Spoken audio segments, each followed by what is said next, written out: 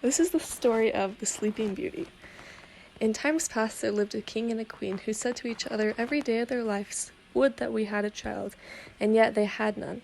But it happened once that when the queen was bathing, came to her a frog out of the water, and he squatted on the ground and said to her, "Thy wish should be fulfilled. Before a year has gone by, thou shalt bring a daughter into the world." And as the frog foretold, so it happened, and the queen bore a beautiful daughter that the king could not contain himself for joy, and he ordained a great feast.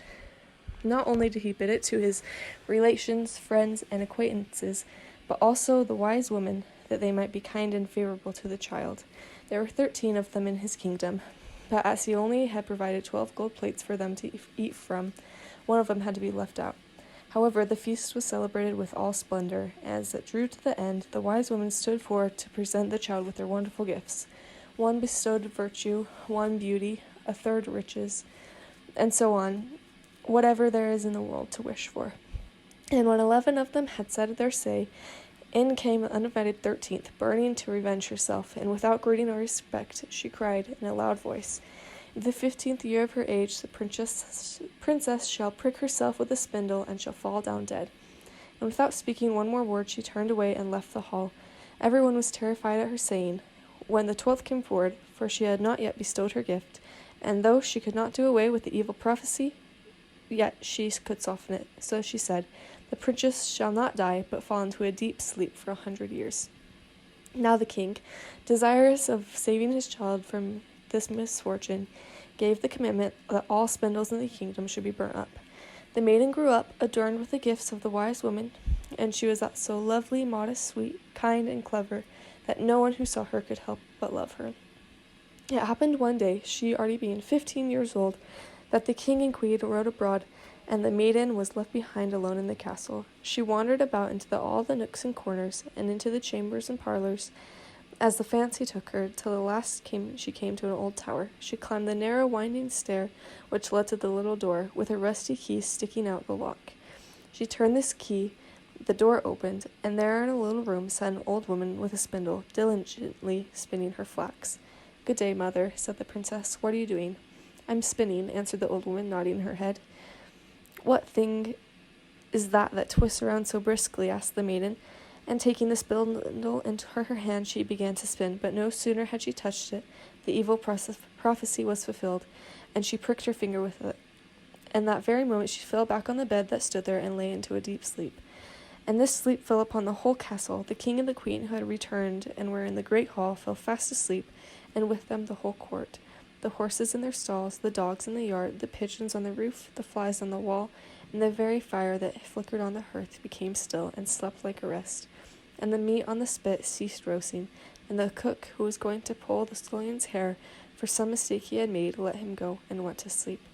And the wind ceased, and not a leaf fell from the trees about the castle. Then round about that place there grew a hedge of thorns thicker every year, until at the last the whole castle was hidden from view, and nothing of it could be seen but the vane on the roof. And rumor went abroad in all the country of the beautiful sleeping Rosamond, for so the princess was called, and from time to time many kings' sons came and tried to force their way through the hedge, but it was impossible for them to do so, for the thorns hold fast together like strong hands, and the young men were caught by them, and not being able to get free, there died a lamentable death. Many years long after, there came a king's son into the country, that heard an old man tell how there should be a castle standing behind the hedge of thorns, and that the beautiful enchanted princess named Rosamond had slept for 100 years, and with her king and queen and the whole court. The old man had said it's been impossible to do so.